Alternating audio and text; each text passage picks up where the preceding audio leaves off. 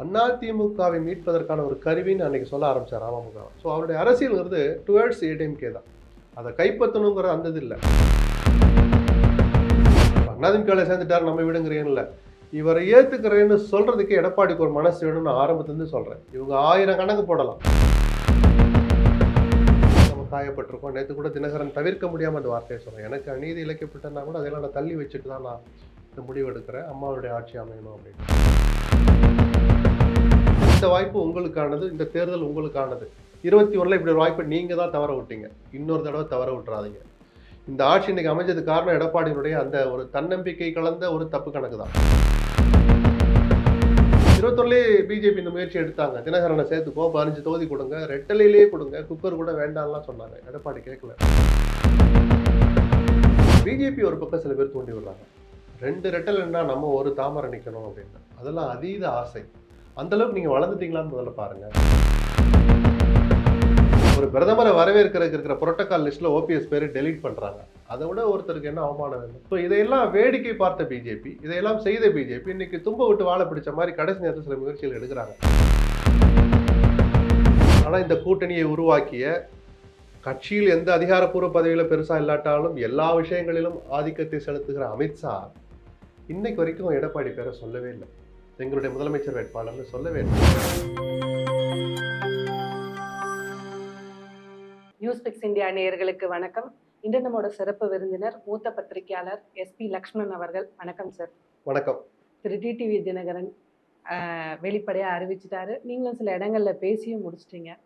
இது எதிர்பார்த்து தான், நீங்க எதிர்பார்த்திருக்கலாம். ஆனா அவர் வலுவா முன்னாடி என்ன சொன்னார்னா, தாவேகாவோட போவதற்கான வாய்ப்பு அதிகமா இருக்கா மாதிரியான பேச்சு தான் ஒரு போன மாதங்கள்ல இருந்தது, விஜய்க்கு இப்படியான சிக்கல்கள்லாம் வர்றதுக்கு முன்னாடி. ஆனா இப்ப எடப்பாடியும் ரொம்ப அழகா வரவேற்றிருக்காரு. இவரும் இதெல்லாம் அரசியல்ல சகஜம் அப்படின்னு உள்ள போயிருக்காரு. இதை எப்படி புரிஞ்சுக்கிறது?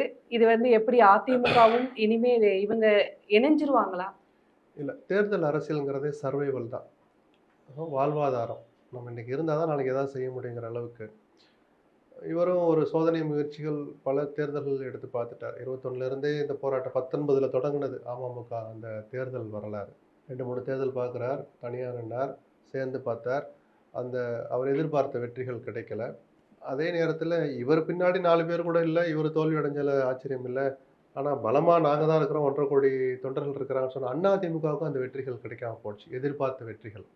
அப்போ 2 பேருமே தனியார் நின்று தோத்துட்டு இருக்கிறோமே அப்படிங்கிற அந்த உணர்வு 2 கட்சி தொண்டர்களுக்கும் இருந்தது.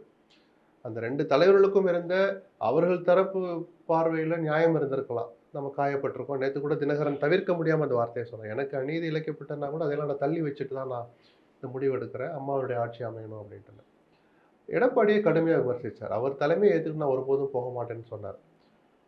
அப்போது மேலூரில் அமமுகங்கிற இயக்கத்தை தொடங்கின நாள்ல இருந்து அதிமுகவை மீட்பதற்கான ஒரு கருவின்னு அன்னைக்கு சொல்ல ஆரம்பிச்சார் அமமுக. ஸோ அவருடைய அரசியல்ங்கிறது டுவர்ட்ஸ் ஏடிஎம்கே தான். அதை கைப்பற்றணுங்கிற அந்த இது இல்லை. அதிமுக நல்ல கையில் இருக்கணும்னு அவர் வழக்கமாக சொல்கிற அந்த வார்த்தைகள், அதை நோக்கி அவர் பயணித்த அந்த வேகம், திசை, இதெல்லாம் வச்சு பார்த்தா வேறு எந்த இயக்கத்தை பற்றி அவர் சிந்திச்சதில்லை. இப்போ 2-3 ஆப்ஷனில் திமுக பக்கம் போயிடுவாரான்னு கூட எல்லாரும் சொன்னாங்க, எதிர்பார்த்தாங்க. அதுவும் ஒரு ஆப்ஷனாக தான். அரசியல் சர்வைவல் முக்கியம்னு நான் சொன்னேன். அப்போ ஒரு ஆப்ஷன்லையும் எதில் பாதிப்பு குறைவு அப்படின்னு அவர் ஒரு கணக்கு போட்டிருப்பார். விஜயோட போனால் ரைட்டு, எழுச்சி இருக்குது, நம்மளுக்கு பேஸ் தெரியும், அரசியல் தெரியும், சிங்க் ஆனால் நல்லா தான் இருக்கும். பட்டு தேர்தல் செலவுகள், இல்லை விஜய் இப்போ முக்கியமான நேரத்தில் இப்படி வாய் மூடி மௌனியாக இருக்கிறார், இவரை நம்பி எப்படி போகிறது? நாளைக்கு நமக்கு ஒரு சிக்கல்லாம் அவர் குரல் கொடுப்பாரா? அவருக்கு ஒரு சிக்கல் நம்ம குரல் கொடுத்தா அதை ரசிப்பாரா? குறைஞ்சபட்சம் வரவேற்பாரா? இப்படி ஒரு சராசரியாக ஒரு அரசியல் கட்சி தலைவருக்கு, சில பிரபலங்களுக்கு வர வேண்டிய கேள்வி தினகரனுக்கும் வந்திருக்கும், எழுந்திருக்கும் மனசில். ஸோ தாவைக்கால பாதிப்பு அல்லது ப்ளஸ் பெருசாக இல்லை அப்படின்னு நினச்சிருக்கலாம். திமுக போனால் அவர் அதிமுக அரசியலையும் மறந்துடணும். அம்மா மக்கள் முன்னேற்ற கழகம்னு பேரை வச்சுட்டு திமுக மேட்டில் ஏறுற போது ஜெயலலிதா படத்தை வைக்க அவங்க அனுமதிக்க மாட்டாங்க. அம்மாவுடைய புகழை ஓங்க செய்வோன்னு ஒரு விளையாட்டு கூட பேச முடியாது. அப்படி ஒரு தர்ம சங்கடப்பட்டு ஒரு அணி போகணுமா? வெற்றி நிச்சயமாக இருக்கலாம், பணத்தை அவங்க பார்த்துக்குவாங்க, செலவு, தேர்தல் செலவு. இந்த ப்ளஸ் இருந்தால் கூட இப்படி ஒரு நெருக்கடி நமக்கு தேவையான யோசிச்சிருக்கலாம். ஸோ இந்த 3ஐ கம்பேர் பண்ணுற போது இது நம்ம வீடு அப்படின்னு ஒரு உணர்வு தினகரனுக்கு வந்திருக்கலாம். இப்போ அதிமுகவில் சேர்ந்துட்டார் நம்ம வீடுங்கிறேன்னு, இவரை ஏற்றுக்கிறேன்னு சொல்றதுக்கு எடப்பாடிக்கு ஒரு மனசு வேணும்னு ஆரம்பத்துலேருந்து சொல்கிறேன். இவங்க 1000 கணக்கு போடலாம். சசிகலா சொன்னார், நான் இணைப்பு வேலைகளை முடிச்சிட்டேன்னே சொன்னார். நீங்க என்னதான் பேசினாலும் சுவிட்ச் அவர் கண்ட்ரோல் இருக்கு. அவர் ஒத்துக்கிட்டாதான் இந்த பேச்சுவார்த்தையே முதல்ல நடக்கும். தலைமை கழகத்துல இவங்களை பத்தி பேச்சு வரப்போலாம், அதை பத்தி பேசாதீங்கப்பா அப்படின்னு சொல்லி பல நேரங்கள்ல அடக்குன எடப்பாடி. சார் இப்போ எடப்பாடி இவ்வளவு வலுவா ஒத்துக்கிட்டதுக்கு என்ன இல்ல காரணம்? அதுதான் சொல்ல வந்தேன். அப்போ பிஜேபியினுடைய ஒரு அழுத்தம் இதுல இருக்கு. ஏன்னா ம். இவ்வளவு தூரம் வருது, உங்களை முதலமைச்சரா ஏத்துக்க அவர் தயாராயிட்டாருன்னு அவரை டெல்லிக்கு வரவழைச்சு பேசிட்டு கன்வே பண்ணி அந்த அந்த ஃபெசிலிட்டேட்டரா இருந்ததே பிஜேபி தானே. இதுக்கு மேல உங்களுக்கு என்ன வேணும்? இது உங்களுக்கு கிட்டத்தட்ட ஆக்டிவான கடைசி தேர்தல். இதெல்லாம் சொல்லியிருப்பாங்க அவங்க. இந்த வாய்ப்பு உங்களுக்கானது, இந்த தேர்தல் உங்களுக்கானது. 21ல இப்படி ஒரு வாய்ப்பை நீங்க தான் தவற விட்டீங்க. இன்னொரு தடவை தவற விட்டுறாதீங்க. இந்த ஆட்சி இன்னைக்கு அமைஞ்சதுக்கு காரணம் எடப்பாடியினுடைய அந்த ஒரு தன்னம்பிக்கை கலந்த ஒரு தப்பு கணக்கு தான். 21லயே பிஜேபி இந்த முயற்சி எடுத்தாங்க. தினகரனை சேர்த்துக்கோ, 15 தொகுதி கொடுங்க, ரெட்டலையிலேயே கொடுங்க, குக்கர் கூட வேண்டாம்லாம் சொன்னாங்க. எடப்பாடி கேட்கல. ஸோ அதுவும் எடப்பாடிக்கு நினைவுக்கு வந்திருக்கும். சரி, நம்ம முதலமைச்சருங்கிறத தினகரன் இவ்வளோ இறங்கி வந்து ஏத்துக்கிறார். வேற என்ன எதிர்ப்பு இருக்கு? கட்சிக்குள்ளேயே வந்து எனக்கு இணை பொதுச்செயலாளர், துணை பொதுச்செயலாளர், பொதுச்செயலாளர் கூட கேட்கிறாரா? அதை பத்தி பேச்சே இல்லை. ஒரு அணியில இடம்பெறதுக்கே ஒரு மனசு வேணும். ஒரு எடப்பாடியும் அதை மனதார வரவேற்கிறேன்னு சொன்னதன் மூலமா அந்த கசப்பு கொஞ்சம் சீக்கிரமா மறையும். என்னுடைய ஆதங்கம் என்னன்னா, இந்த முயற்சியை பிஜேபி 6 மாசம் முன்னாடி எடுத்திருக்கணும்னு நான் பிப்ரவரியிலேருந்து சொல்லிட்டு இருக்கேன். போன பிப்ரவரியிலேருந்து சொல்றேன். ஏன்னா அவங்க அவங்க சொன்ன நாள் தான் அந்த பிப்ரவரிங்கிறது. பிப்ரவரியில் நாங்கள் சில வேலை செய்ய போறோம்னு சொன்னாங்க. தள்ளிக்கிட்டே வந்து ஹரியானா தேர்தல், அந்த தேர்தல், இந்த தேர்தல், பீகார் தேர்தல் வரைக்கும் முடிச்சுட்டு இப்பதான் திரும்பி பார்த்துருக்காங்க. முன்னாடி நடந்திருந்தா இந்த பாண்டிங்கிறது இந்நேரம் களத்துல எதிரொலிக்க ஆரம்பிச்சிருக்கும். போய் ஒண்ணு கெட்டு போல, தேர்தல் அரசியலுங்கிறது அந்த நேரத்துல காட்டாற்று வெள்ளம் மாதிரி வரும். அந்த உணர்வோடு தான் வேலை செய்வான். திமுகவாகட்டும், அதிமுகவாகட்டும், எந்த கட்சி தொண்டனா இருந்தாலும் களத்துல இறங்கிட்டா அவன் வேலையில கவனமா இருப்பான். அந்த கசப்புகள் மறந்துடும் ஒரு நம்பிக்கை அவங்களுக்கு இருக்கு. என்ன ஓகே. நடக்குதுன்னு பார்ப்போம். இதுல வெளியே சொல்ற நம்பர்ஸ் தான். திரு டிடிவி அவர்களுக்கு வந்து 9 சீட்டு கொடுக்குறாங்க, ஒரு ராஜ்யசபா சீட் கொடுப்பாங்க, பாமகவுக்கு 19 கொடுப்பாங்க, இப்படியெல்லாம் ஒரு கணக்கு சொல்றாங்க. கிட்டத்தட்ட அதிமுக தன்னிச்சையாக ஒரு 160 150 சீட்டை அவங்களுக்காக என்ஷோர் பண்ணா மட்டும்தான் எந்த கூட்டணி கட்சிகளையும் நம்பாம தான் ஒரு பிரதான எதிர்க்கட்சியாவோ இல்ல ஆளும் கட்சியாவோ மாறதுக்கான ஒரு வாய்ப்பு இருக்கு. ஆனா இதுக்கு முன்னாடி பாஜக பங்கேற்ற கூட்டணி பல மாநிலங்கள்ல எல்லாம் என்ன நடந்தது அப்படியெல்லாம் ஒரு அரசியல் பார்வையாளரா நீங்க எல்லாத்தையும் பார்த்திருப்பீங்க. அப்போ இப்போ பாஜகவுக்கு எத்தனை இடங்களை அவங்க கொடுக்கறதுக்கு திரு எடப்பாடி அவர்கள் இல்ல ஒரு போவாரு? 160 இடங்களையாவது குறி வச்சுக்குவார் எடப்பாடி. இதுக்கு குறைஞ்சு நம்ம நிக்க கூடாது. தன்னோட பெரிய கண்ட்ரோல்ல நெருக்கடி வந்தா வச்சுப்பாரு. 150ன்னு நினைப்பாரு. அதுக்கு குறைஞ்சு நின்னா தனிப்பெரும்பான்மையெல்லாம் அவர் கனவுல தான் ஆக ம். முடியும். ஒரு ஒரு பாதுகாப்பான எண்ணிக்கை. 150ங்கிறது ரொம்ப ஒரு ஒரு பேஸ் அதுதான். 160ன்னு ஒரு கொஞ்சம் எடுத்துக்கலாம். ஜெயலலிதா 140 நின்னலாம், 121லாம் ஜெயிச்ச அது வரலாறு. அது காலம் வேற. அவங்களுடைய கரிஷ்மா, அவருடைய செல்வாக்கு வேற. ஸோ அதுக்கு நெருக்கடி வராம மீதியெல்லாம் கொடுக்க அவர் தயாரா தான் இருப்பார். பிஜேபி ஒரு பக்கம் சில பேர் தூண்டி விடுறாங்க. 2 ரெட்டலைன்னா நம்ம ஒரு தாமரை நிக்கணும் அப்படின்னு. அதெல்லாம் அதீத ஆசை. அந்த அளவுக்கு நீங்க வளர்ந்துட்டீங்களான்னு முதல்ல பாருங்க. இல்ல நீங்க வாங்கி நாங்க குடுக்குறோம்னா யாருக்கெல்லாம் குடுக்க போறேன்னு பட்டியல குடுங்கன்னு எடப்பாடி கேட்பார். ஓ, அடிமை கட்சின்னு சொல்றோம். அவர் அங்கே கால்லயே விழுந்துட்டார்லாம் சொல்லுவோம். ஆனா எல்லாத்தையும் விட்டு கொடுக்க மாட்டார். அவரும் சில கேள்வி கேட்பார். 50 கேட்குறீங்களே உங்களுக்கா? இல்ல நீங்க அவங்களெல்லாம் நீங்க பாத்துக்கிறீங்களா? அவங்கன்னா யார் யார் உங்க பட்டியல்ல இருக்கிறா? கேட்பாங்கல்ல. அதையெல்லாம் பார்த்து கணக்கு போட்டாலும் 160க்கு குறையாம நிக்கணுங்கிறதுல எடப்பாடி உறுதியா இருப்பார். உறுதியா இருப்பாரு. மற்றபடி இந்த நம்பர் வெளியில வர்றதெல்லாம் வதந்திகள் தான். நேத்து தினகரன் சொன்னதுதான் நிஜம். இன்னும் அவருக்கு நம்பர் சொல்லப்படல அதிகாரப்பூர்வமா. ம். அன்புமணிக்கு சொல்லியிருப்பாங்க. ஏன்னா எடப்பாடியே அதை முடிவெடுக்கிறார். நம்பரை சொல்லி தான் கூட்டிருப்பார். அவரும் போய் அதெல்லாம் ஒத்துட்டு இருப்பாங்க. அதை வெளியே சொல்லாம இருக்கிறாங்கன்னா அதுவும் இன்னும் இறுதி வடிவம் பெறலைன்னு அர்த்தம். பார்ப்போமே, பொறுத்திருந்து பார்ப்போம். ஓபிஎஸ் அவர்கள் ஓபிஎஸ் யாரும் நிராயுதபாணியா விடல. அவரே தான் அவரோட முடிவுகளுக்கெல்லாம் காரணம். ஆரம்பத்துல இருந்தே தமிழ்நாடு அரசியலா பாக்குற எல்லாருக்கும் தெரிஞ்ச ஒரு விஷயமா இருந்தாலும் அவர் கூட இருந்த ஒவ்வொருத்தரா நகர்ந்து நகர்ந்து வெவ்வேறு இடங்களுக்கு போயிட்டாங்க. குன்னம் ராமச்சந்திரன் வந்து அவங்களோட வீட்டுல கொடுத்த நெருக்கடி காரணமாக நான் அரசியலை விட்டே போறேன் அப்படின்னு சொல்லிட்டாரு. ஒரு தலைவரை நம்பி இத்தனை எம்எல்ஏக்கள் கட்டாயம் ஒரு நாள் அதிமுக ஒன்றிணைஞ்சிடும் நம்பின நம்ம வைத்தியலிங்கம் இவங்க எல்லாரும் இப்ப எந்த இடத்துல இருக்கிறாங்கன்னு நீங்க பாக்குறீங்க. இவரோட நிலை இந்த அரசியலை என்னவாகும்? இல்ல அவரும் பேச்சு இன்னும் தொடர்றதா தான் கேள்விப்படுறேன். பிஜேபி இன்னும் அந்த முயற்சியை கைவிடல. என்டிஏக்குள்ள ஓபிஎஸ் கொண்டு வந்துடணும். ஏன்னா பிஜேபி செஞ்ச தவறு தான் அவர் வெளியே போனது காரணம். தினகரன் வெளியே போனது காரணம் பிஜேபி தான். நாடாளுமன்ற தேர்தலில் எடப்பாடி விட்டுட்டு போன போது கூட இவங்க தான் இருந்து இந்த 18% இன்னைக்கு அட்டையில் எழுதி காட்டுறாங்களே, நமக்கு 18% ஓட்டு கிடைச்சிச்சுன்னு. அந்த 18ல யார் ஓட்டெல்லாம் இருக்கு? ஒன்றுபட்ட பாமக, தினகரன், ஓபிஎஸ் எல்லாருடைய ஓட்டல் இருக்கு. பாரிவேந்தர், ஜான் பாண்டியன், வாசன்.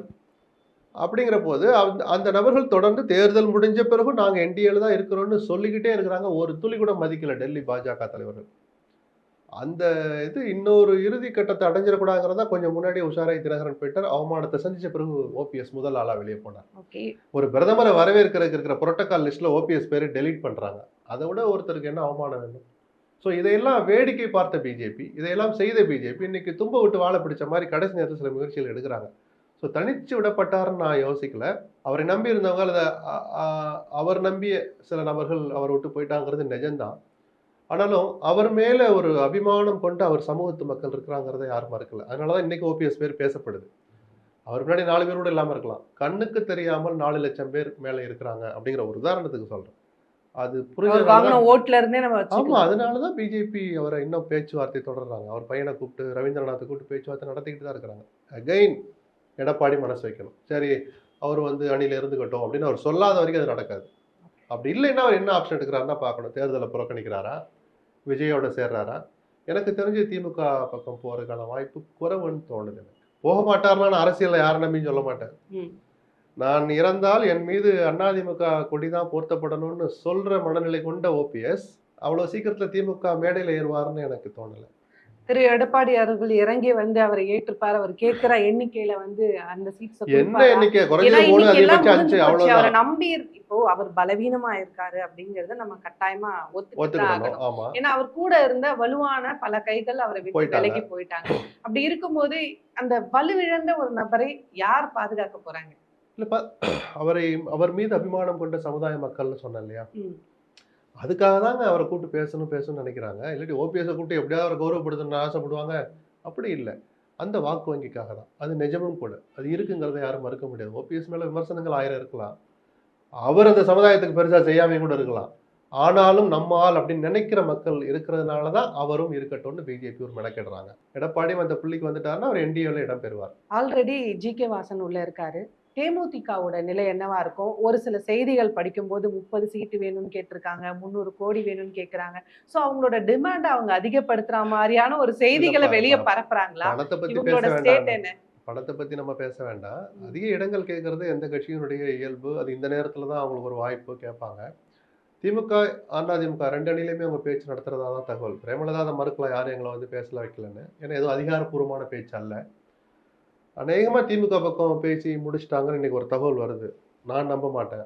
அறிவிப்பு அந்த ஒப்பந்தத்தை காட்டாத வரைக்கும் எதுவுமே நிரந்தரம் இல்லை. விஜயகாந்துடைய மரணத்திற்கு பிறகு அந்த கட்சி கரைஞ்சிருக்கு, வாக்கு வங்கி குறைஞ்சிருக்குங்கிறது எவ்வளவு நிஜமோ அதே அளவுக்கு அவர்களுக்குன்னு ஒரு வாக்கு வங்கி இருக்குங்கிறது மறுக்க முடியாது. குறிப்பா அந்த விழுப்புரத்தை மையப்படுத்திய மாவட்டங்கள்ல, விருதுநகரை மையப்படுத்திய தென் மாவட்டங்கள்ல, மதுரை, விருதுநகர்னு தேமுதிகன்னு ஒரு இதுக்கு தருமபுரியில அங்கங்க போட்டு ஆவரேஜா பார்த்தா கூட 2% 4% இருக்குன்னு நம்புறதுனால தான் 2 இயக்கங்களும் பேச்சு நடத்துறாங்க. ஒரு ராஜ்யசபா சீட்டு கூட தர்றோம் அப்படின்னு ஒரு 6 மாசம் முன்னாடி ஏடிஎம்கே அந்த அறிக்கையை விட்டாங்களே, ஒரு இடம் தர்றோம் வரப்போறது இல்லைன்னு சொன்னாங்க. எது நல்லதுன்னு பார்ப்பாங்க. தேர்தல் செலவுகளுக்கு அப்படி சொல்லுவோம் நாகரிகமா. அதுக்கு யார் பார்த்துக்குவா, எப்படி பார்த்துக்குங்கன்னு அந்த பேச்சு ஆல்மோஸ்ட் முடிஞ்சிட்டதா தான் கேள்விப்படுறேன். சோ அவங்க திமுகவை நோக்கி நகர்றாங்க அப்படின்னு இன்னைக்கு எடுத்துக்கலாமா? தகவல். நைட்டுக்குள்ள என்ன நடக்குது தெரியாது நமக்கு. திரு மோடி அவர்கள் சென்னை வராரு, தமிழ்நாடு வராரு. அவரோட மேடைகளை யார் யார் அலங்கரிக்க போறாங்க நம்ம கிட்டத்தட்ட இப்ப பேசுனதுல இருந்தே நமக்கு தெரிஞ்சாலும் என்ன முக்கியமான விஷயங்கள் நாளை நடக்க போகுது? எதை தினகரனும் எதிர்பார்க்கலாம்? எடப்பாடியும் கிட்டத்தட்ட ஒரு 8 அல்லது 9 ஆண்டுகளுக்கு பிறகு ஒரே மேடையில ஏறப்போறாங்க. அதுதான் ஒரு ஆச்சரியமான அல்லது ஒரு கவனிக்க தகுந்த விஷயமா இருக்கும். மோடி தமிழ்நாட்டுக்கு வரதும் பெருசு இல்லை, 4 பேரோட 40 பேரோட கையை தூக்கி காமிக்கிறதும் புதுசு இல்லை. அந்த காட்சியை பார்க்கறதுக்கு எல்லாரும் ஆவலா இருப்பாங்க. அதுதான் கொஞ்சம் சுவாரஸ்யமா இருக்கும். அவர்களுக்கு சங்கடமா இருக்கலாம் முதல் நாள். ஏன்னா நம்ம ஜாலியா பேசுறோம். அந்த சூழலை கடக்கிற 2 பேருக்கும் ஏன்னா எவ்வளவு அவரும் சங்கடங்கள் நிறைய வந்திருக்கும். பேசியிருக்காரு. இவரை பத்தி இவரும் இவரும் நிறைய பேசியிருக்கிறார். பேசியிருக்கிறாரு. அப்படிங்கிற போது ஒரு மேடையில் எப்படி சால்வையை கையில கொடுப்பார், பரிமாறிக்குவாங்க. அந்த ஒரு காட்சி தான் சுவாரஸ்யமா இருக்கும். மற்றபடி திமுக மீதான விமர்சனங்கள், இந்த ஆட்சியை அகற்றுவோம் அப்படிங்கிறது வழக்கமானதா இருக்கும். 2வது நான் எதிர்பார்க்கறது, எடப்பாடி தேசிய ஜனநாயக கூட்டணியுடைய வேட்பாளர்னு அறிவிச்சுக்கிட்டு 150 தொகுதியில பிரச்சாரத்தை முடிச்சுட்டு வந்துட்டார். அண்ணாமலை, நயனா நாகேந்திரன் போன்றவங்க அதை என்டாஸ் பண்ணியிருக்காங்க. எங்கள் முதலமைச்சர் வேட்பாளர் அவர்தான். ஆனா இந்த கூட்டணியை உருவாக்கிய, கட்சியில் எந்த அதிகாரப்பூர்வ பதவியில பெருசா இல்லாட்டாலும் எல்லா விஷயங்களிலும் ஆதிக்கத்தை செலுத்துகிற அமித்ஷா இன்னைக்கு வரைக்கும் எடப்பாடி பேரை சொல்லவே இல்லை. எங்களுடைய முதலமைச்சர் வேட்பாளர்னு சொல்லவே இல்லை. சரி, அவர் சொல்லலைன்னா கூட என்டிஏனுடைய தேசிய தலைவர்னு அமித்ஷாவே சொல்றது மோடியை தான். இங்க எடப்பாடி தலைவர், டெல்லியில மோடி தலைவர்னு அந்த பிரஸ் மீட்லயே சொன்னார். நிஜமும் அதுதான். அந்த பிரதமர் மோடி நாளைக்கு வந்து, ஏன்னா கிட்டத்தட்ட அது முதல் பிரச்சார கூட்டம் அது. கூட்டணி பிரச்சார ஓரளவு கூட்டம். முழுமையான கூட்டணி. நாளைக்கு பிரேமலதா மேடை ஏறலைன்னா கூட்டணிக்கு போறாங்கன்னா அடுத்த விஷயத்துல மேடை ஏறிக்க போறாங்க. ஸோ கிட்டத்தட்ட அதுதான் இறுதி வடிவம். அப்படி ஒரு பிரச்சார கூட்டத்துல மோடியாவது எடப்பாடி பழனிசாமியை முதலமைச்சராக்குவோன்னு சொல்றாரான்னு பார்க்கணும். அது பிஜேபியினுடைய பாலிசி இல்லாம இருக்கலாம். தேர்தலுக்கு முன்னாடி அவங்க முதலமைச்சர் வேட்பாளர் பேரை சொல்ல மாட்டாங்க. இது உங்க கட்சி கிடையாது. பிரதான கட்சி அதிமுக தான்.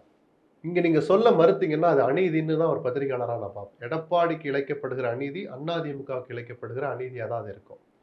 அப்படி பிரதமரும் சொல்லலைன்னா அந்த ஏதோ ஒரு சின்ன அச்சம் தொடர்ந்துகிட்டே இருக்கும் தான் நான் பார்ப்பேன். பாஜக. என்ன போன்றவர்களுக்கு சில சந்தேகம் தொடர்ந்துகிட்டே இருக்கும். ஏன்னா எடப்பாடி 120 தொகுதிகளில் அந்த நேரத்துல பிரச்சாரத்தை முடிச்சுட்டு அந்த நேரத்துல அமித்ஷா கொடுத்த பேட்டி அதிமுகவிலிருந்து ஒருவர் முதலமைச்சர் ஆவார்னு சொன்னார். அப்போ கூட எடப்பாடி பேரை அவர் சொல்லலை. அதுக்கு நாளைக்காவது முற்றுப்புள்ளி வைக்கிறாங்களான்னு பார்ப்போம். அந்த 2வது விஷயத்துக்காகவும் நான் காத்திருக்கிறேன். ஓ, இந்த 2 விஷயம் தான். ஆமா, எடப்பாடி தினகரனை சந்திச்சுக்கிறது. எடப்பாடி பேரை மோடி சொல்றாரா? நன்றி சார். நன்றி.